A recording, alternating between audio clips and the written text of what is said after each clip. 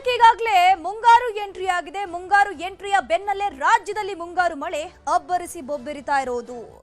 June 12ರವರೆಗೆ ಮುಂಗಾರು ಮಳೆಯ ಅಬ್ಬರ ಇರುತ್ತೆ. ಈಗಾಗಲೇ ಮುಂಗಾರು ಎಂಟ್ರಿ ಕೊಟ್ಟಿದೆ. ಮಳೆ ಅಬ್ಬರ ಕೂಡ ಜೋರಾಗಿದೆ. ಈ ಅಬ್ಬರ ಜೂನ್ 12ನೇ ತಾರೀಕುವರೆಗೂ ಕೂಡ ಮುಂದುವರಿಯುತ್ತೆ. ಹವಾಮಾನ ಇಲಾಖೆ ಮುನ್ಸೂಚನೆಯನ್ನು ಕೊಟ್ಟಿರುವಂತದ್ದು ಪ್ರಮುಖವಾಗಿ ಕರಾವಳಿ ಭಾಗದಲ್ಲಿ ಭಾರೀ ಮಳೆ ಆಗ್ತಾ ಇದೆ. ಕರಾವಳಿ ಜಿಲ್ಲೆಗಳಿಗೆ ಆರೆಂಜ್ ಅಲರ್ಟ್ ಅನ್ನು ಘೋಷಣೆ ಮಾಡಲಾಗಿದೆ. 30 ರಿಂದ 40 ಕಿಲೋಮೀಟರ್ ವೇಗದಲ್ಲಿ ಬಿರುಗಾಳಿ ಬೀಸುವಂತಹ ಚಾನ್ಸ್ ಇದೆ ಜೂನ್ 12ರವರೆಗೆ. ಅದರ ಜೊತೆಗೆ ಉಳಿದ ಜಿಲ್ಲೆಗಳಿಗೆ ಯೆಲ್ಲೋ ಅಲರ್ಟ್. ಕರಾವಳಿ ಭಾಗದ ಜಿಲ್ಲೆಗಳಿಗೆ ಆರೆಂಜ್ ಅಲರ್ಟ್ ಅನ್ನು ಘೋಷಣೆ ಮಾಡಿದ್ರೆ ಉಳಿದ ಜಿಲ್ಲೆಗಳಿಗೆ ಯೆಲ್ಲೋ ಅಲರ್ಟ್ ಅನ್ನು ಘೋಷಿಸಲಾಗಿದೆ. ಬೆಂಗಳೂರಿನಲ್ಲೂ ಕೂಡ ಮೋಡ ಕವಿದ ವಾತಾವರಣ ಇದ್ದು ಬೆಂಗಳೂರಿನ ಕೆಲವು ಭಾಗಗಳಲ್ಲಿ ಮಳೆಯಾಗುವಂತಹ ಸಾಧ್ಯತೆ ಇದೆ. ಹಾಗಾಗಿ ಎಲ್ಲರೂ ಕೂಡ ಆದಷ್ಟು ಮುನ್ನೆಚ್ಚರಿಕೆಯನ್ನು ವಹಿಸಬೇಕಾಗುತ್ತೆ. ಎಸ್ಪೆಷಲಿ ಕರಾವಳಿ ಭಾಗ, ದಕ್ಷಿಣ ಕನ್ನಡ ಇರಬಹುದು, ಉಡುಪಿ ಇರಬಹುದು, ಉತ್ತರ ಕನ್ನಡ ಇರಬಹುದು, ಇಲ್ಲೆಲ್ಲ ಕೂಡ ಈಗಲೇ ಮಳೆ ಅಬ್ಬರ ಮುಂದುವರಿತಾನೆ ಇದೆ. ಇದು ಕೂಡ ಜೂನ್ 12ರವರೆಗೆ ಇನ್ನೂ ಕೂಡ ಜೋರಾಗಿ ಮಳೆ ಬೀಸುವಂತ ಚಾನ್ಸಸ್ ಇದೆ. ಅಂದ್ರೆ ಗಂಟೆಗೆ 30 ರಿಂದ 40 ಕಿಲೋಮೀಟರ್ ವೇಗದಲ್ಲಿ ಗಾಳಿ ಬೀಸುವಂತ ಚಾನ್ಸಸ್ ಇದೆ ಅಂತ ಹವಾಮಾನ ಇಲಾಖೆ ಮುನ್ಸೂಚನೆ ಕೊಟ್ಟಿದೆ. ಇದರ ಕೇರಳಂನ ಕಾಸರಗೋಡ್ನಲ್ಲಿ ಮಳೆಯ ದುರಂತ ನಡೆದು ಹೋಗಿದೆ. ತಡೆಗೋಡೆ ಕುಸಿದು ಆಟವಾಡುತ್ತಿದ್ದ ಮಕ್ಕಳು ಸಾವನ್ನಪ್ಪಿದ್ದಾರೆ. ಕಾಸರಗೋಡು ಜಿಲ್ಲೆಯ ಆಡೂರು ಎಂಬಲ್ಲಿ ಘಟನೆ ನಡೆದಿರುವುದು. ಇಬ್ಬರು ಮಕ್ಕಳು ಆಟವಾಡುವಂತಹ ಮಕ್ಕಳು, 10 ವರ್ಷದ ಮುನ್ಸೀರ್, 14 ವರ್ಷದ ಮುಜಾಮಿಲ್, ಇವರಿಬ್ಬರೂ ಕೂಡ ಮೃತ ಮಕ್ಕಳು. ಘಟನೆಯಲ್ಲಿ ಇನ್ನೊಂದು ಮಗುವಿನ ಸ್ಥಿತಿ ಕೂಡ ಗಂಭೀರವಾಗಿದೆ. ಅಲ್ಲಿನ ಸ್ಥಳೀಯರು ಹಾಗೂ ಪೊಲೀಸರು ರಕ್ಷಣಾ ಕಾರ್ಯಾಚರಣೆಯನ್ನ ಮಾಡಿದ್ದಾರೆ. ಆ ಮಣ್ಣಡಿ ಸಿಕ್ಕಾಕೊಂಡು ಇಬ್ಬರು ಮಕ್ಕಳು ಅಲ್ಲೇ ಸಾವನ್ನಪ್ಪಿರುವಂಥದ್ದು. ಮತ್ತೊಬ್ಬ ಮಗುವನ್ನ ರೆಸ್ಕ್ಯೂ ಮಾಡಲಾಗಿದೆ.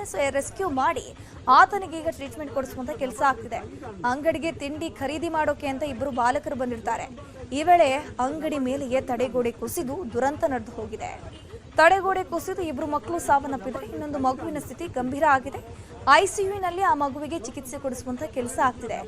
ರಜೆಯ ಸಂದರ್ಭದಲ್ಲಿ ಅಂಗಡಿ ವ್ಯಾಪಾರವನ್ನ ಸಹೋದರರು ಮಾಡ್ತಾ ಇದ್ರು. 8ನೇ ತರಗತಿ ಓದ್ತಿದ್ದಂತಹ ಮುಜಾಮಿಲ್, 5ನೇ ತರಗತಿ ಓದ್ತಿದ್ದಂತಹ ಮುನ್ಸೀರ್ ಎಂಬ ಬಾಲಕ ಇಬ್ಬರೂ ಕೂಡ ಸಾವನ್ನಪ್ಪಿದ್ದಾರೆ. ಮೇಲ್ನೋಟಕ್ಕೆ ಒಂದೇ ಕುಟುಂಬದ ಮಕ್ಕಳು ಅಂತ ತಿಳಿದು ಬರ್ತಾ ಇದೆ.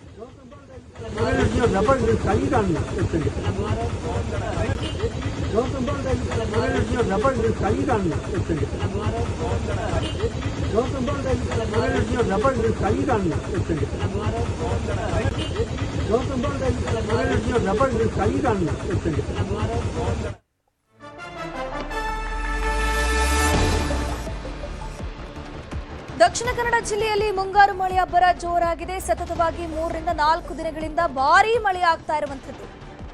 ಹಾಗಾಗಿ ಭಾರೀ ಮಳೆಯ ಮುನ್ಸೂಚನೆ ಹಿನ್ನೆಲೆ ಎನ್ಡಿಆರ್ಎಫ್ ಎಂಟ್ರಿ ಕೊಟ್ಟಿದೆ. ಪುತ್ತೂರಿನಲ್ಲಿ ಮೊಕ್ಕಾಂ ಹೂಡಿದೆ ಎನ್ಡಿಆರ್ಎಫ್ ಟೀಮ್. ಯಾವ ಕ್ಷಣದಲ್ಲಿ ಏನು ಬೇಕಾದ್ರೂ ಆಗಬಹುದು. ಕಳೆದ ಬಾರಿಯ ಮಳೆಯ ಅಬ್ಬರಕ್ಕೆ ನಾವು ಗಮನಿಸ್ತಾ ಹೋಗಬಹುದು. ಒಂದು ಮನೆ ಮೇಲೆ ಇಡೀ ಬೆಟ್ಟವೇ ಕುಸಿದಿತ್ತು, ಸಾಕಷ್ಟು ಸಾವು ನೋವುಗಳಾಗಿತ್ತು. ಅಂತಹ ಘಟನೆಗಳು ಮತ್ತೆ ಮರುಕಳಿಸಬಾರದು. ಇನ್ ಕೇಸ್ ಏನಾದ್ರೂ ಅವಘಡ ಆಯಿತು ಅಂತಂದ್ರೆ ಎನ್ಡಿಆರ್ಎಫ್ ಟೀಮ್ ಕೂಡ ಅಲ್ಲಿ ಮೊಕ್ಕಾಂ ಹೂಡಿದೆ. ಯಾವ ಕ್ಷಣದಲ್ಲಾದರೂ ಕೂಡ ರಕ್ಷಣೆಗೆ ಸಿದ್ಧರಾಗಿದ್ದಾರೆ. ಒಟ್ಟು 30 ಸದಸ್ಯರಿರುವಂತಹ ಎನ್ಡಿಆರ್ಎಫ್ ಟೀಮ್ ಇದು ಜಿಲ್ಲೆಗೆ ಎಂಟ್ರಿ ಕೊಡುತ್ತೆ.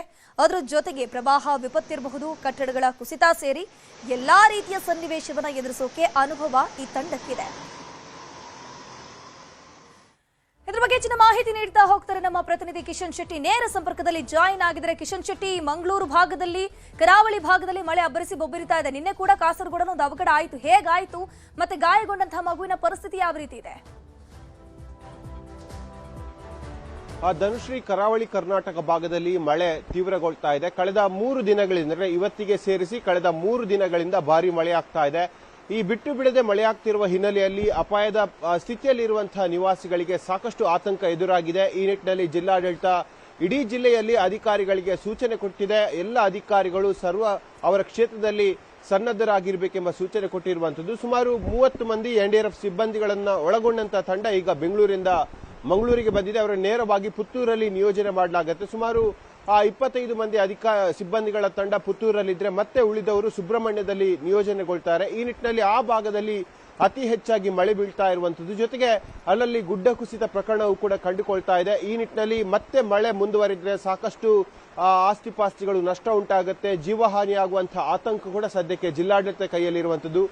ಬಿಟ್ಟು ಬಿಡದೆ ಮಳೆಯಾಗ್ತಾ ಇರುವ ಹಿನ್ನೆಲೆಯಲ್ಲಿ ಹಲವು ಆ ಭಾಗದಲ್ಲಿ ಗುಡ್ಡ ಕುಸಿದಂತ ಪ್ರಕರಣಗಳು ಕೂಡ ಕಂಡು ಬರ್ತಾ ಇದೆ. ನಿನ್ನೆ ಕೇರಳದ ಕಾಸರಗೋಡು ಜಿಲ್ಲೆಯ ದೇಲಂಪಾಡಿನ ಆದೂರು ಎಂಬಲ್ಲಿ ಒಂದು ದೊಡ್ಡ ದುರ್ಘಟನೆ ಆಗಿರುವಂತದ್ದು. ಇಬ್ಬರು ಸಹೋದರರು ರಜೆಯ ಸಂದರ್ಭದಲ್ಲಿ ಇಲ್ಲಿ ಅಂಗಡಿಯನ್ನ ನಡೆಸ್ತಾ ಇದ್ರು.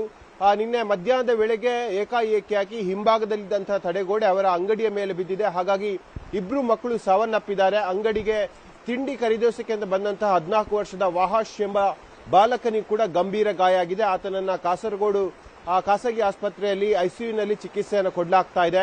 ಮಳೆ ಮುಂದುವರಿಯುವಂತ ಸೂಚನೆಯನ್ನ ಹವಾಮಾನ ಇಲಾಖೆ ಕೊಟ್ಟಿದೆ. ಈಗಾಗಲೇ 8ನೇ ತಾರೀಕು ತನಕ ಯೆಲ್ಲೋ ಅಲರ್ಟ್ ಅನ್ನ ಕರಾವಳಿ ಕರ್ನಾಟಕದ ಭಾಗದಲ್ಲಿ ಈಗಾಗಲೇ ಸೂಚನೆ ಕೊಡಲಾಗಿದೆ. ಮಳೆ ಮತ್ತಷ್ಟು ಮುಂದುವರಿಯುತ್ತೆ.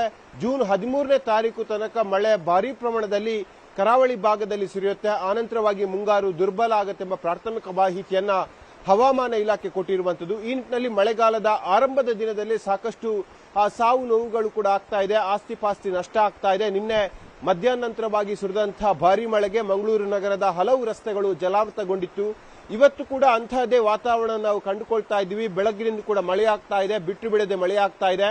ಮಳೆ ತೀವ್ರಗೊಂಡಂತಹ ಸಂದರ್ಭದಲ್ಲಿ ಮತ್ತಷ್ಟು ಪ್ರದೇಶಗಳು ಜಲಾವೃತಗೊಳ್ಳುವಂತಹ ಸಾಧ್ಯತೆಗಳು ಕೂಡ ಇದೆ. ಈಗಾಗಲೇ ಜಿಲ್ಲಾಡಳಿತ ಸುಮಾರು 98 ಪ್ರದೇಶಗಳನ್ನ ಪ್ರವಾಹ ಪೀಡಿತ ಪ್ರದೇಶಗಳು ಅಂತ ಹೇಳಿ ಗುರುತು ಮಾಡಲಾಗಿದೆ. ಸುಮಾರು 115 ಕಾಳಜಿ ಕೇಂದ್ರಗಳನ್ನ ಕೂಡ ಗುರುತು ಮಾಡಿದ್ದಾರೆ.